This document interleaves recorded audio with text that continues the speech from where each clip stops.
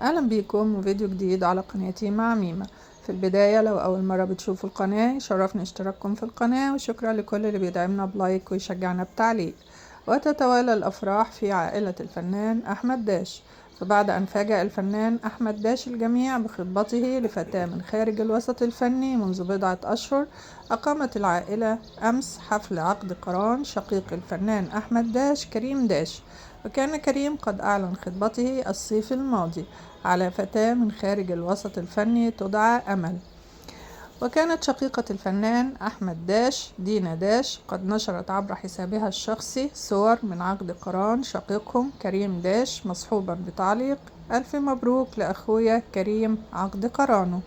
يذكر أن آخر أعمال الفنان أحمد داش هو فيلم نجوم الساحل، والذي شاركته البطولة فيه الفنانة ميان السيد.